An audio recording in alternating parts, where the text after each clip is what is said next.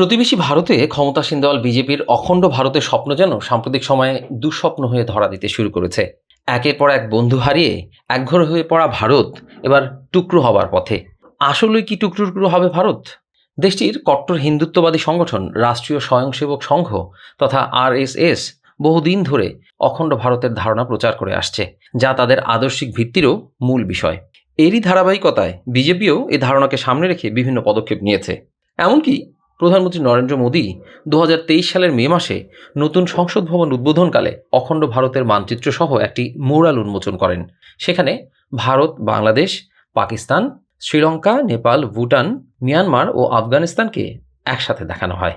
ওই ম্যুরালটি প্রকাশের পর প্রতিবেশী দেশগুলোর তীব্র প্রতিক্রিয়া শুরু হয়। পাকিস্তান ও নেপালের নেতারা তাৎক্ষণিকভাবে এর প্রতিবাদ করেন। শেখ হাসিনার নেতৃত্বাধীন তৎকালীন বাংলাদেশ সরকার প্রথমে নীরব থাকলেও অভ্যন্তরীণ চাপে পড়ে ভারতের কাছে আনুষ্ঠানিক ব্যাখ্যা চায়। ভারতের পররাষ্ট্র মন্ত্রণালয় তখন দাবি করে এটি সম্রাট অশোকের রাজত্বকালীন মানচিত্র।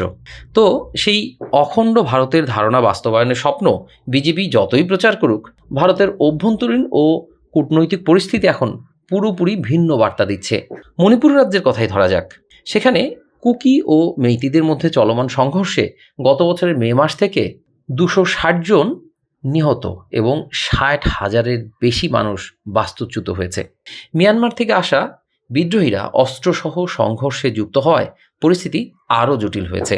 1 বছরেরও বেশি সময় ধরে উত্তাল মণিপুরে প্রায় 67,000 সেনা মোতায়েন করেও মোদী সরকার পরিস্থিতি নিয়ন্ত্রণে আনে ব্যর্থ হয়েছে।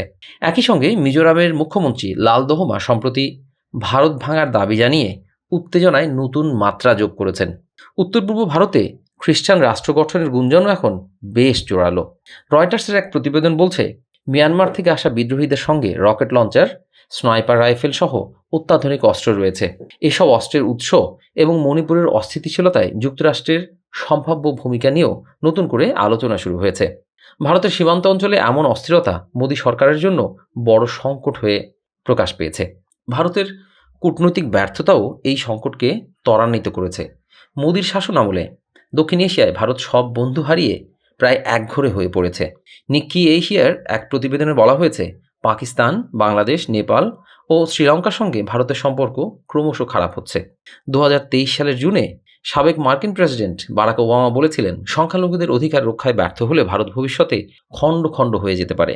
তিনি তখন প্রেসিডেন্ট জো বাইডেনকে ভারতের মুসলিম সংখ্যালঘুদের মানবাধিকার ইস্যুতে প্রধানমন্ত্রী নরেন্দ্র মোদীর সঙ্গে আলোচনার আহ্বান জানিয়েছিলেন। অখণ্ড ভারত গঠনের স্বপ্ন নিয়ে বিজেপি যতই উচ্চবাচ্য করুক, ভারতীয় উপমহাদেশের বর্তমান বাস্তবতায় এটি আলোর মুখ দেখার কোনো সুযোগ নেই। প্রতিবেশী দেশগুলো তাদের সার্বভৌমত্ব নিয়ে যেমন সচেতন, তেমনি ভারতের অভ্যন্তরীণ সংকটও এমন পরিকল্পনার পথে বড় বাধা। ভারতের পূর্বাঞ্চলের মণিপুর, মিজোরাম এবং দক্ষিণাঞ্চলে ক্রমবর্ধমান উত্তেজনা দেশটির অভ্যন্তরীণ ঐক্যের ওপর আঘাত হানছে।